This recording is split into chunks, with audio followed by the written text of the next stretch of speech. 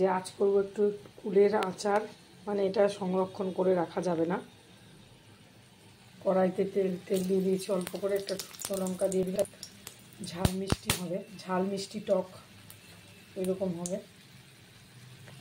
পাঁচফোড়ন দিয়ে দিলাম, সাথে একটু সর্ষে দিলাম,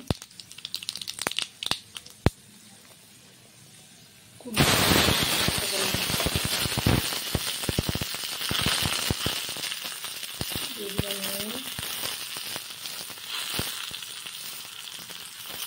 হলুদ,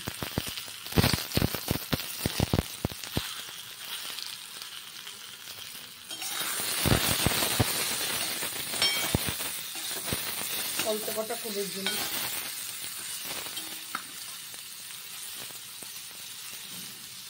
দিয়ে দিলাম জল,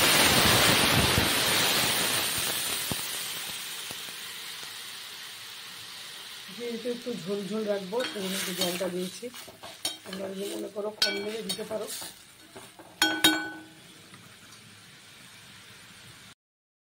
এই যে ফুটে গেছে, এবার এর মধ্যে আমি একটু তেঁতুল দিয়ে দিচ্ছি।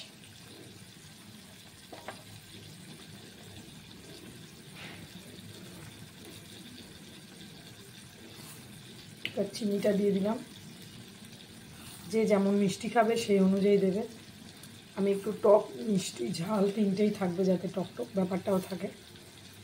যেহেতু ঝোল ঝোল আছে সেজন্য একটু বেশিই দিতে হচ্ছে।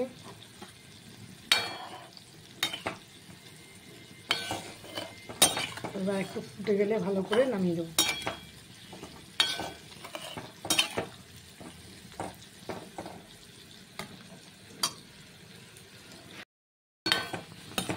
তৈরি হয়ে গেছে আমার ফুলের চাটনি। এরকমটাই নামাবো। তারপর দিয়ে দিচ্ছে একটু ভাজা পাঁচফোড়নের গুঁড়ো, এটা কড়াই ছিল ঘরে। পাঁচফোড়ন, শুকনো লঙ্কা শুকনো খোলায় ভেজে গুঁড়ো করে রেখেছিলাম। ব্যাস হয়ে গেছে এই যে কুলের চাটনি বা আচার, যেটা বলা যায় আর কি। এরকম হয়েছে, খেতেও খুব ভালো হয়েছে।